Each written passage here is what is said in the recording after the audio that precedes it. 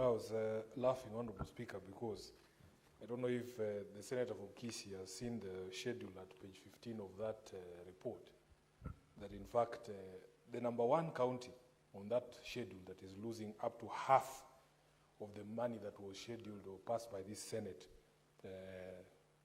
is Kisii County. That if you look at the money that was passed by the Senate, it was 250 million. The National Assembly has slashed it to 127 million. Now, Honorable Speaker, I know what some people are trying to tell us here, that we should not question, for whatever reason, the decisions that the Committee on Finance reaches. But the committee has a responsibility to explain to us what the National Assembly rationale for those reductions was.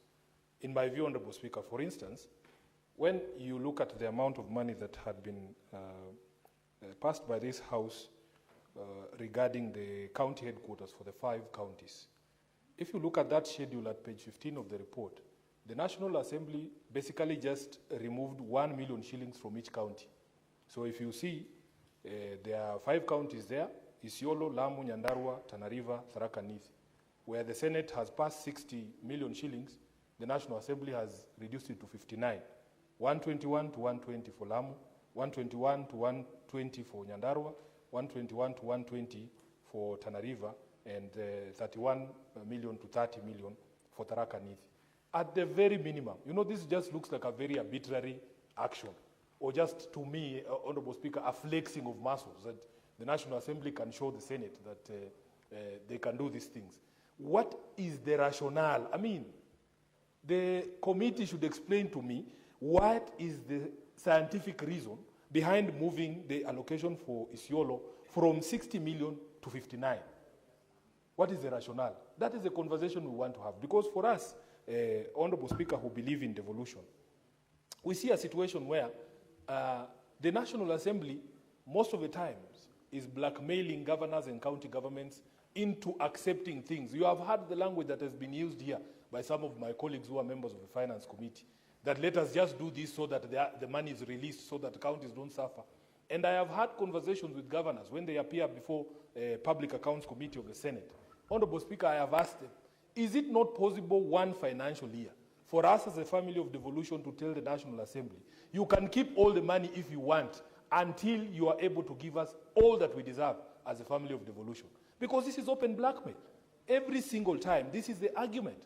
Honorable Speaker, what Senator Eddy has failed to mention to you is that the High Court, which has jurisdiction to determine constitutionality of the laws that we pass here, has already declared the removal of sums of money to do with RMLF from the county governments unconstitutional. I am aware there is a Court of Appeal stay of that decision, but the Constitutional Court has already determined that in fact that was unconstitutional. This is blackmail. It is blackmail that every single time we are not in agreement with our brothers in the National Assembly, they threaten that, oh, we need to just allow this to go so that we are able to get a fraction of what we deserve. So a reduction, Honorable Speaker, of the amount from 93 billion to 70 billion, to me, is a matter that we in the Senate must be concerned about. And I will keep reminding people, you know, Honorable Speaker, it has become fashionable for people to throw around this thing. Every single discussion that comes up, we in broad-based.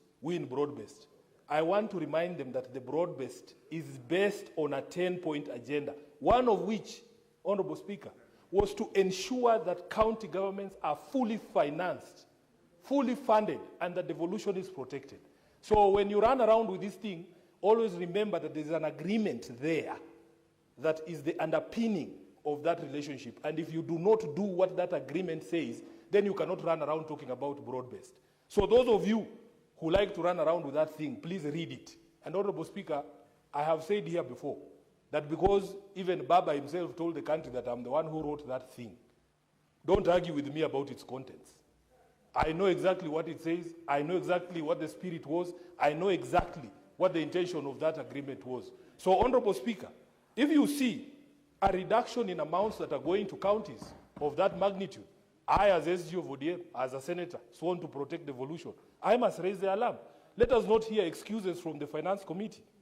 Let us not hear excuses for the Finance Committee. Which financial year will this Senate ever put its foot down and say, you give us all or nothing? Let the county governments shut down the way that he has said here, because they're always blackmailing us with a shutdown of county governments. One of these financial years, we should put our foot down and say, give us what we deserve or stay with all of it, if you don't want devolution to work. So, Honorable Speaker, for me, the committee must put its foot down and get explanations from the National Assembly as to why these decisions were made. And when Eddie raises that point of order, I have no problem. Let him give us an explanation of the 1 million shilling reduction in each county of these 5 counties that was allocated for construction of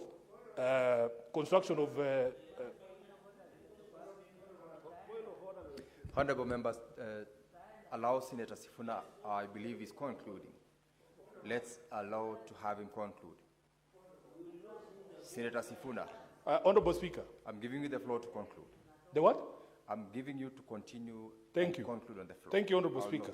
It is incumbent upon members of the Finance Committee, when you're moving your report, to explain things. We are not members of that committee. If you did not ask these questions, we have a right to ask these questions, Honourable Speaker. I have only asked for the rationale, because to me it appears just an arbitrary plugging of figures from the air like this. So if there is a member of that committee that can explain to us why the National Assembly reduced 1 million from Isiolo, I'm ready and willing to hear that explanation. But the move of the report never said anything. The seconder never said anything. The reductions in the county aggregation and industrial parks allocations, Honourable Speaker, Kisii County, by half. By half. So at the end of the day, we are not, and you can hear some of my colleagues here shouting that you put the question, because they don't want to interrogate these matters. They don't want to interrogate them. So, Honourable Speaker, for me, as a person who's sworn to defend devolution, these questions we will ask them year in, year out. And I want the Senate and its committees to show a bit more spine and not capitulate at the hands of the National Assembly, because we will be blackmailed and told, oh, counties will suffer, salaries will not be paid. I had the opportunity, Honourable Speaker, of visiting one of these industrial parks that is being done by Kiambu County in Githunguri.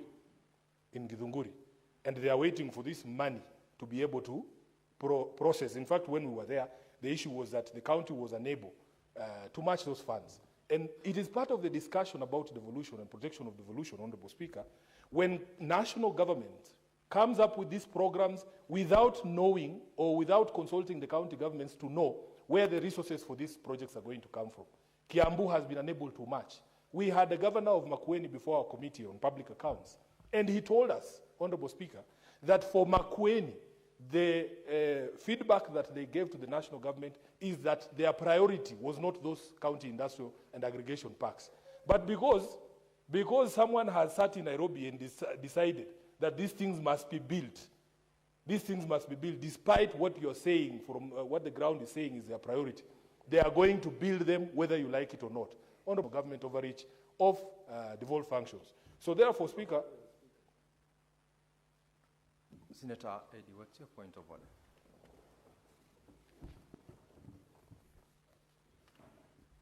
Mr. Speaker, I'm just under responsibility of statement of fact, Mr. Speaker, 105. And also, perhaps it borders 101, Mr. Speaker, on the statements that my good friend Senator Sifuna has talked about in terms of insinuation that perhaps we're just using the word broad-based to protect a conversation around this bill. Mr. Speaker, I think that it's a matter of fact from my side, and perhaps Sifuna should understand, Senator Sifuna should understand, that when I raised the issue of the biggest chunk of money that has not come here, it is an issue that has been blocked by law. The matter is in court.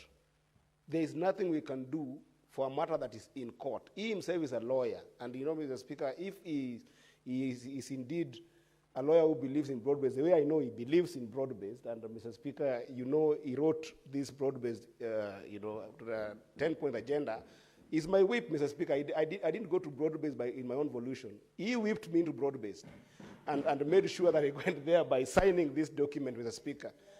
On two issues. Sifuna, Senator Eddie, sorry. Are you debating or you are raising a point of order? No, the point of order you is, have is on I said 101. And and I'm dealing with 101 first, where my defense for this particular bill was insinuated to be a mere issue of we're in broad-based, let's just pass this. Go to 105. Okay?